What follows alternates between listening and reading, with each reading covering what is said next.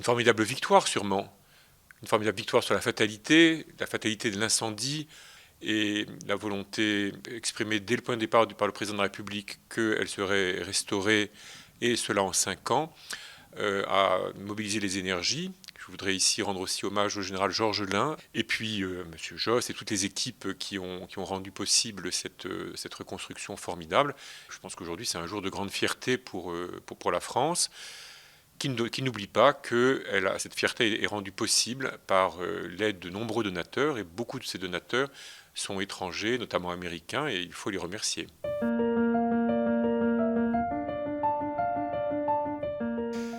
La réouverture de Notre-Dame est certainement une expérience spirituelle, comme l'incendie finalement a touché, on peut dire, l'humanité entière.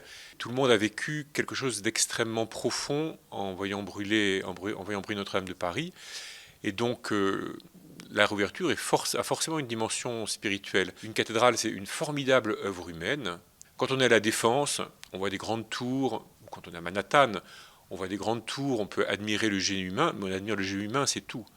Quand on est devant Notre-Dame ou devant une autre cathédrale, et encore une fois, Notre-Dame de Paris, pour toutes sortes de raisons, a quelque chose d'emblématique, eh bien, brusquement, on découvre que l'humanité est prise dans une histoire qui n'est pas seulement la sienne, mais qui est vraiment celle de l'humanité avec Dieu. Alors chacun la comprend comme il veut ou comme il peut, mais tout le monde sent cela, et on va le sentir, et c'est cela le message que la cathédrale véhicule.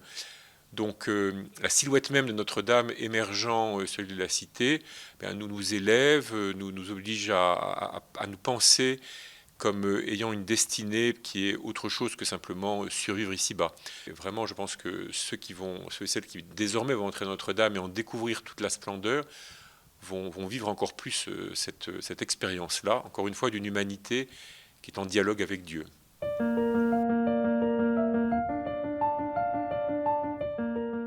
Alors mon lien avec Notre-Dame de Paris, il est très ancien. Depuis que j'ai 11 ans, j'habite Paris. À vrai dire, il s'est vraiment noué quand je suis devenu, sans doute, en tout cas plus spécialement quand je suis devenu prêtre. C'est la cathédrale où j'ai été ordonné quand même. Et puis j'ai toujours aimé son atmosphère un peu sombre. Alors pour le coup, on va découvrir autre chose, parce qu'on va découvrir Notre-Dame extrêmement lumineuse. Pour Notre-Dame de Paris aussi est très lié à la personne du cardinal Lustiger, qui a ordonné les prêtres pendant des années avec la force incroyable de sa présence et de sa parole.